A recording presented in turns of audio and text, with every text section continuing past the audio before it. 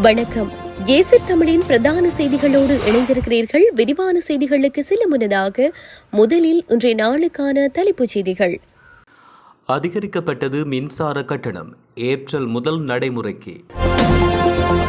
பாரசீக வளைகுடா சுறாக்களுக்கு இரையாகும் அமெரிக்க ராணுவம் ஈரானின் பகிரங்க எச்சரிக்கை. யாழில் தனித்திருந்த தாய்க்கு நடந்த சம்பவம். வெளிநாட்டில் இருந்த மகனுக்கு சிசிடிவி காட்சியில் காத்திருந்த அதிர்ச்சி. சிஐடிக்குள் இஷாரா செவ்வந்திக்கு பிறந்தநாள் கொண்டாட்டம். போலீஸ் அதிகாரிகளுக்கு அதிரடி.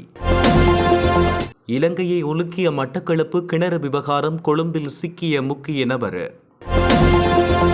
கொலை செய்ய தயாராக இருந்த 4 அதிகாலையில் போலீசார் கொடுத்த அதிர்ச்சி. இலங்கையில் ஒரே விடுதியில் பிடிபட்ட 18 வெளிநாட்டு பிரஜைகள். யாழ்ப்பாணத்தில் அதிர்ச்சி சம்பவம். சிறுமியை விகாரை வளாகத்துக்குள் வன்புணர்வுக்குள்ளாக்கிய பிக்கு கைது. தொடர்பென விரிவான செய்திகள். இலங்கை பொது பயன்பாட்டு ஆணைக்குழு மின்சார கட்டணங்களை உயர்த்துவதற்கு ஒப்புதல் வழங்கியுள்ளது. அதன்படி மின் கட்டண திருத்தம் ஏப்ரல் 1 முதல் நடைமுறைக்கு வரவுள்ளது.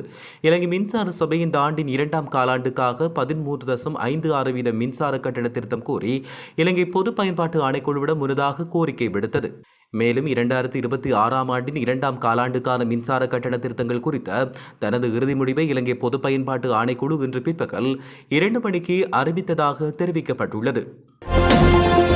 பாரசீக வளைகுடாவில் எந்த ஒரு தரைவழி தாக்குதல் மற்றும் சில தீவுகளை ஆக்கிரமிப்பதற்கு எதிராக அமெரிக்க ஜனாதிபதி டொனால்ட் ட்ரம்புக்கு ஈரானிய ராணுவம் மீண்டும் எச்சரிக்கை விடுத்துள்ளது. அவ்வாறு அமெரிக்க படைகள் முயற்சித்தால் அவர்கள் பாரசீக வளைகுடாவின் சுறாக்களுக்கு நல்ல உணவாகி விடுவார்கள் என்று தெரிவிக்கப்பட்டுள்ளது. ஈரானின் கதம் அல் அன்பியா மத்திய தலைமையகத்தின் செய்தி தொடர்பாளரும் பிரிகேடியர் ஜெனரலுமான இப்ராஹிம் லோஸ்பஹாரி ஒரு காணொலி அறிக்கை மூலம் இந்த எச்சரிக்கையை விடுத்துள்ளார். யாழ்ப்பாணம் தென்மராட்சி வரணி எட்டாலை பகுதியில் வசித்து வந்த வயோதிப பெண்ணொருவர் கடந்த 3 நாட்களுக்கு முன்னர் காணாமல் போயிருந்த நிலையில் நேற்று மாலை எரியுண்ட நிலையில் சடலமாக மீட்கப்பட்டார். 62 வயதுடைய பெண்ணை இவ்வாறு சடலமாக மீட்கப்பட்டார். மகன் வெளிநாட்டில் வசித்து வரும் நிலையில் இந்த பெண் தன்னுடைய வீட்டில் தனியாக வசித்து வந்தார். கடந்த 25ஆம் தேதி வீட்டிலிருந்து வெளியேறிய அவர் மீண்டும் வீடு திரும்பாத நிலையில் கொடிகாம போலீஸ் நிலையத்தில் உறவினர்களால் முறைப்பாடு பதிவு செய்யப்பட்டது. அத்துடன் ஊர் மக்களும் தொடர் தேடுதலில் ஈடுபட்ட நிலையில் நேற்று மாலை மந்துவில் வன்னியாசி மதகு பகுதியில் உள்ள சிறிய காட்டிலிருந்து சடலமாக அவர் மீட்கப்பட்டுள்ளதாக தெரிவிக்கப்பட்டுள்ளமை குறிப்பிடத்தக்கது. பாதாள உலக கும்பலைச் சேர்ந்த கனைவுள்ள சஞ்சீவவின் கொலை சம்பவத்துடன் தொடர்புடைய பிரதான சந்தேகநபரான இஷாரா செவ்வந்திக்கு போலீஸ் பிரிவுக்குள் பிறந்தநாள் கொண்டாட்டத்தை நடத்திய குற்றச்சாட்டில் சம்பந்தப்பட்ட அதிகாரிக்கு எதிராக போலீசார் கடுமையான ஒழுக்காற்று நடவடிக்கைகளை ஆரம்பித்துள்ளனர். இது தொடர்பாக ஊடகங்களுக்கு கருத்து வெளியிட்ட போலீஸ் ஊடக பேச்சாளர் உதவி போலீஸ் அத்தியட்சகர் எஃப்யூ வுட்லர் மேல் மாகாணத்துக்கு பொறுப்பான பிரதி போலீஸ் மாதிபர் தனிப்பட்ட ரீதியில் குற்றப்புலனாய்வு திணைக்களத்துக்கு விஜயம் செய்துள்ளதாக குறிப்பிட்டார். அங்கு சிரேஷ்ட போலீஸ் அதிகாரிகளை கொண்ட குழுவொன்றினூடாக விசாரணைகள் ஆரம்பிக்கப்பட்டதாக அவர் தெரிவித்தார். இந்த சம்பவத்துடன் தொடர்புடைய குற்றப்புலனாய்வு திணைக்களத்தின் பொறுப்பதிகாரிக்கு எதிராக கடுமையான ஒழுக்காற்று நடவடிக்கை முன்னெடுப்பதற்கு தீர்மானிக்கப்பட்டுள்ளதாகவும் தெரிவிக்கப்பட்டுள்ளது. மட்டக்களப்பு நெல்லிக்காட்டு வயல் பகுதியில் இடம்பெற்ற பாலடைந்த கிணறு கொலை சம்பவங்களுடன் தொடர்புடைய சந்தேக நபர் நேற்று கொழும்பில் வைத்து கைது செய்யப்பட்டார். கிழக்கு மாகாண பெரும் குற்றத்தடுப்பு பிரிவு பொறுப்பதிகாரி இதை உறுதிப்படுத்தினார். மட்டக்களப்பு நெல்லிக்காடு பகுதியில் கிணறொன்றில் இருந்து பெண்ணொருவர் மீட்கப்பட்ட சம்பவத்துடன் தொடர்புடைய பிரதான சந்தேக நபருக்கு உதவியதாக கூறப்படும் மற்றொருவரும் கைது செய்யப்பட்டார். கடந்த 20ஆம் தேதி கொக்கட்டிச்சோலை நெல்லிக்காட்டு வயல் பிரதேசத்தில் உள்ள பாலடைந்த கிணறு ஒன்றில் இருந்து வவுணத்தீவு கொதியாவலை பிரதேசத்தைச் சேர்ந்த 26 வயதுடைய இளம் தாயொருவர் உயிருடன் ஏற்கனவே காணாமல் போவதாக கருதப்பட்ட மற்றொரு பெண் சடலமாக மீட்கப்பட்டனர். அத்துடன் அந்த இளம் தாயின் 3 வயது 4 மாதம் நிரம்பிய சிறுமி வயல் பகுதியில் அழுது கொண்ட நிலையில் உயிருடன் மீட்கப்பட்டார். சம்பவம் தொடர்பில் 26 வயதுடைய பெண், அவரின் 34 வயதுடைய கணவர், 22 வயதுடைய தம்பி உள்ளிட்ட 5 பேர் 24 மணித்தியாலங்களுக்குள் கைது செய்யப்பட்டதாக தெரிவிக்கப்பட்டுள்ளது. மேலும் மேலதிக விசாரணையில் குறித்த சந்தேக நபர் கைது செய்யப்பட்டதாக தெரிய வருகிறது.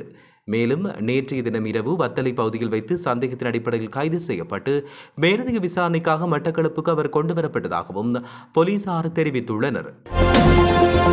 நபர் ஒருவரை கொலை செய்ய திட்டமிடுவதற்காக ஒன்று கூடியிருந்த சந்தேகத்தின் பேரில் 4 பேர் மீடியாகோட போலீசாரால் கைது செய்யப்பட்டுள்ளனர். அவர்கள் இன்று அதிகாலை கைது செய்யப்பட்டனர். கைது செய்யப்பட்ட 4 மீடியாகோட பகுதியில் அமைந்துள்ள வெளிநாட்டில் தலைமறைவாக இருக்கும் பாதாள உலக குழுவொன்றின் தலைவரின் சகோதரனின் வீட்டில் தங்கியிருந்த போது கைது செய்யப்பட்டனர். கைது செய்யப்பட்டவர்கள் 22 முதல் 37 வயதுடைகள் என்று அடையாளம் காணப்பட்டுள்ளனர். அவர்களிடமிருந்து ஏர்மனிகள் தயாரிக்கப்பட்ட துப்பாக்கி ஒன்றும் 6 தோட்டாக்களும் மீட்கப்பட்டதாக போலீஸ் ஊடக பேச்சாளர் அலுவலகம் தெரிவித்துள்ளது. அத்துடன் சந்தேக நபர்களிடமிருந்து 50 கிராம் ஹெரோயின் போதைப்பொருள் போலீசாரால் மீட்கப்பட்டது. சந்தேக நபர்களை நீதிமன்றத்தில் முன்னிலைப்படுத்துவதற்கான நடவடிக்கைகளை போலீசார் மேற்கொண்டு வருவதாக தெரிவிக்கப்பட்டுள்ளமை குறிப்பிடத்தக்கது. இணையவழி மோசடி குற்றச்சாட்டில் ஈடுபட்ட 18 வெளிநாட்டு பிரஜைகள் நீர்கொழும்பு பகுதியில் வைத்து போலீசாரால் கைது செய்யப்பட்டனர். நீர்கொழும்பு போலீஸ் பிரிவுக்குட்பட்ட ஒரு தங்குமிட விடுதியில் போலீசார் நடத்திய சோதனையின் பொழுதே இந்த கைது நடவடிக்கை மேற்கொள்ளப்பட்டுள்ளது. இந்த குழுவில் 16 சீன நாட்டினரும் 2 கம்போடியர்களும் அடங்குகின்றனர். சோதனையின் போது போலீசார் கணனி உபகரணங்களை பறிமுதல் செய்துள்ளனர். சந்தேக நபர்கள் நீர்கொழும்பு நீதவான் நீதிமன்றத்தில் முன்னிலைப்படுத்தப்பட்ட நிலையில் நீதவான் அவர்களை ஏப்ரல் 6ஆம் தேதி வரை விளக்கமறியலில் வைக்க உத்தரவு பிறப்பித்தார். மேலதிக விசாரணைகளை நீர்கொழும்பு போலீசார் மேற்கொண்டு வருவதாக தெரிவிக்கப்பட்டுள்ளமை குறிப்பிடத்தக்கது. பிங்பத்த ஜெல்ஸ்லி குணவர்த்தன பகுதியில் கூர்மையான ஆயுதத்தால் தாக்கப்பட்டு காயமடைந்த நபர் ஒருவர் பாணந்துறை வைத்தியசாலையில் அனுமதிக்கப்பட்ட பின்னர் அவர் உயிரிழந்துள்ளார். இவ்வாறு உயிரிழந்தவர் பிங்பத்த பாணந்துறை பகுதியைச் சேர்ந்த 37 வயதுடைய ஒருவர் என்று தெரிவிக்கப்பட்டுள்ளது.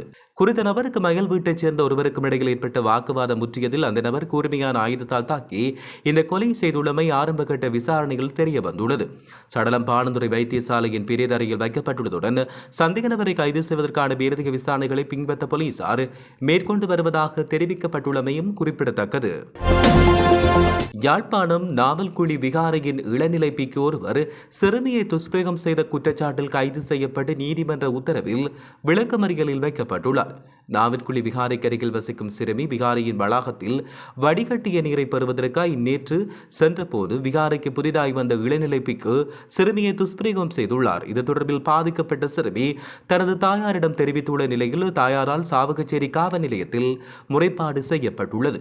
முறைப்பாட்டின் அடிப்படையில் விசாரணைகளை மேற்கொண்ட காவல்துறையினர் குறித்த இளநிலை பிக்குவை கைது செய்து இன்றைய தினம் சாவகச்சேரி நீதவான் நீதிமன்ற நீதவானின் வாசல் தளத்தில் முற்படுத்திய போது பிக்குவை எதிர்வரும் 2ஆம் தேதி வரை விளக்கமறியலில் வைக்குமாறு நீதவான் உத்தரவு பிறப்பித்துள்ளார்.